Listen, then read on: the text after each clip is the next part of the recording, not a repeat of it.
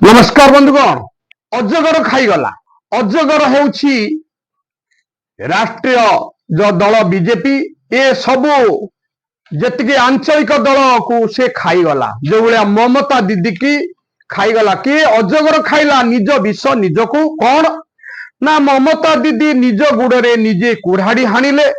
जो भाई आम पढ़ी गंग दत्त व्यंग निज वंश सहित शत्रुता करी स्वजाति परंचक बोली जिते निज वंश को लोप करने एक साप को डाकी आनी कूह मध्यकू एवं साप सबू व्यंग को खाई साइला पर से सब कहला आउ तो किसी ना तत्ते खाइबी। गंग दत्त व्यंग से भूल बुझला।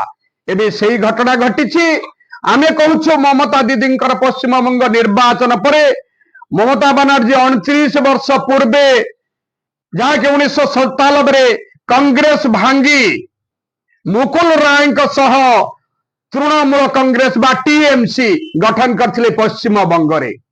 कांग्रेस को छतवे गोटे लक्ष्य थिला जो कांग्रेस ताको युव कांग्रेस सारा भारत वर्ष रे कराइथिला ताहाको से निंदा कले एवं से कांग्रेस को लोप करिबा पाई मुकुल राय को संगरे आनी गठन कले टीएमसी बा तृणमूल कांग्रेस 29 वर्ष पूर्वे। किंतु मुकुल राय कले कौन तांको बाय बाय करी से पुणी से बीजेपी की पलाई गले।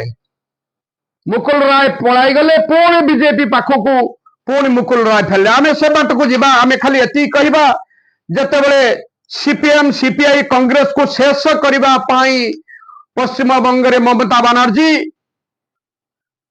बीजेपी को डाकी आनी थिले पश्चिम बंग को।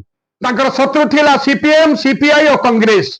तेणु से मुकुल राय को आनिले एवं गठन कले तृणमूल कांग्रेस।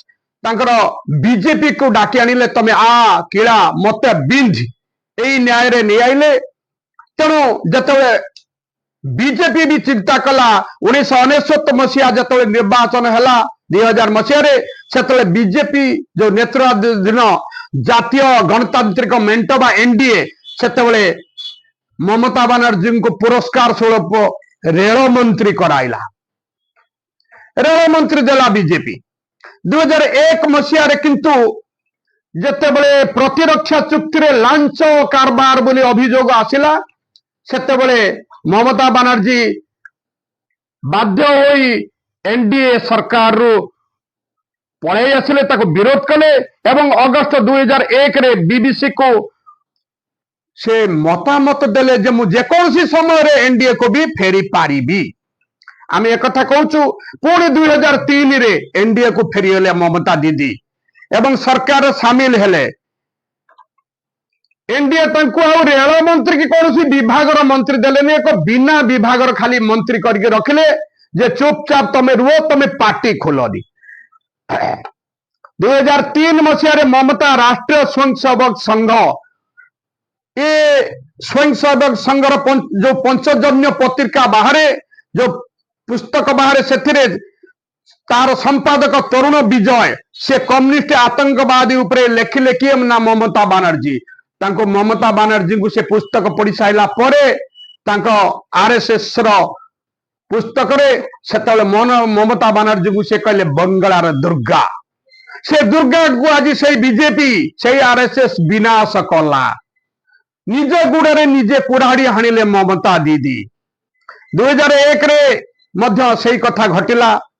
27 जनवरी 2020 रे जते बळे बीजेपी सरकार तत्कालीन राष्ट्रमंत्री अनुराग ठाकुर से कौन कले निज भाषण रे ए ममता दीदी को विभिन्न कलिकतार विभिन्न मंच रे गाड़ी गुलज कले से गुली चालना भी होइतला। आम से कथा को जीवानी आम एतिकी गुटे कथा कहबा जे 2017 रे बीजेपी को पळे जाइथिले पुणी पळे जाइथिले मुकुल राय कांग्रेस रु आसीथिले एवं टीएमसी गठन करथिले ममता बनर्जी सहित मुकुल राय। किंतु कौन हैला के जानी पुणी मुकुल राय पळे जाइथिले 2017 रे बीजेपी को।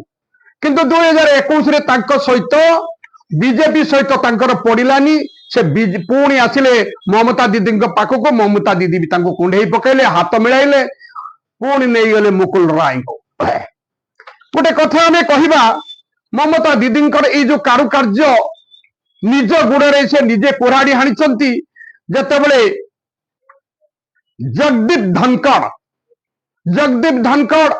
ଯେତେବେଳେ ପଶ୍ଚିମବଙ୍ଗର ରାଜ୍ୟପାଳ ଥିଲେ ମମତା ଦିଦିଙ୍କୁ ବହୁତ ହଇରାଣ ହରକତ କରିଥିଲେ, ବହୁତ ସାରା ଦିଲ୍ଲୀ ଦରବାର କମ୍ପିଥିଲା। କିନ୍ତୁ ଜଗଦୀପ ଧନକଡ଼ ଯେତେବେଳେ ଉପରାଷ୍ଟ୍ରପତି ହେବାକୁ ଗଲେ ସେତେବେଳେ ଭୋଟ ହେଲା, ସେତେବେଳେ ଭୋଟ ହେଲେ ମଧ୍ୟ କଂଗ୍ରେସର ଇଣ୍ଡିଆ ମେଣ୍ଟ ଭୋଟ ବିରୋଧୀ ଦଳର ଆଲଭାଙ୍କୁ ଦେଲେ, ମାର୍ଗେଟ ଆଲଭାଙ୍କୁ ଯେତେବେଳେ ଦେଲେ ଯେ ପ୍ରାର୍ଥୀ କଲେ ମାର୍ଗେଟ ଆଲଭାଙ୍କୁ, ସେତେବେଳେ ମମତା ଦିଦି ଆଉ ତାଙ୍କର ସାଂସଦ ମାନେ କେହି ଓହରି ଗଲେ ସଂସଦୀୟ ସାଂସଦ ମାନେ କେହି ଗୋଟେ ବି ଭୋଟ ଦେଲେନି। ତେଣୁ ମମତା ଦିଦି ପରୋକ୍ଷରେ ବିଜେପି କୁ ସମର୍ଥନ କରୁଥିଲେ। ଆଜି ସେଇ ବିଜେପି ତାଙ୍କୁ ବିନାଶ କରିଛି। 2022 ମମତା ଆରଏସଏସ କୁ ମଧ୍ୟ ମନ ଖୋଲି ପ୍ରଶଂସା କରୁଥିଲେ। ଏବେ କଣ ହେଇଛି, ବିଜେପି ର ଗୋଟିଏ ଚିନ୍ତାଧାରା ବନ୍ଧୁଗଣ ମନେ ରଖିଥିବେ, ନବୀନ ବାବୁଙ୍କୁ ମଧ୍ୟ ଦିଲ୍ଲୀ ଦରବାରରୁ ନେଇ ଆସି ତତ୍କାଳୀନ ଚାଣକ୍ୟ ବିଜେପିର ସିଏ ବି ଏଠି ବିଜୁ ଜନତା ଦଳ ଗଠନ କରିଥିଲେ। ତାପରେ କଣ କଲେ ନା ବିଜୁ ଜନତା ଦଳକୁ ସେ ସଫା କରିଦେଲେ। ବିଜେପି ବିଏସପି ଯୋଉ ମାୟାବତୀ ସିଏ ବି ସଫା ହେଇଗଲା ବିଜେପି ସହ ମେଣ୍ଟ କରି। ଜେଡିୟୁ ସିଏ ବି ସଫା ହେଇଗଲା ବିହାରରେ, টিআরএস ସଫା ହେଇଗଲା, ୱାଇଏସଆର ସିଏ ବି ସଫା ହେଇଗଲା, ପିଡିପି ସିଏ ବି ସଫା ହେଇଗଲା। ଏବେ ବାକି ଥିଲା ଟିଏମସି। ଟିଏମସି କୁ ସଫା କରିଦେଲେ। ମମତା ଦିଦି ତମେ ରେଳ ମନ୍ତ୍ରୀ ହେଇଥିଲ ସେଇ ମୋଦିଙ୍କ ଆଶୀର୍ବାଦରୁ, ସେଇ ବିଜେପିର ଆଶୀର୍ବାଦରୁ। ଏବେ ସେଇ ବିଜେପି ଅଜଗର ଭଳି ଆଞ୍ଚଳିକ ଦଳକୁ ଗିଳିବାକୁ ବସିଛି ଏବଂ ଗିଳି ସାରିଲେଣି। ସାରା ଭାରତ ବର୍ଷରେ ଗୋଟିଏ ଗୋଟିଏ ଆଞ୍ଚଳିକ ଦଳକୁ ସେ ଗିଳିବ ଏବଂ ସାରା ଭାରତ ବର୍ଷକୁ ଗେରୁଆ କରିବ। ଏ କଥା କାହାକୁ ଅଛପ ନାହିଁ। ଧନ୍ୟବାଦ, ନମସ୍କାର।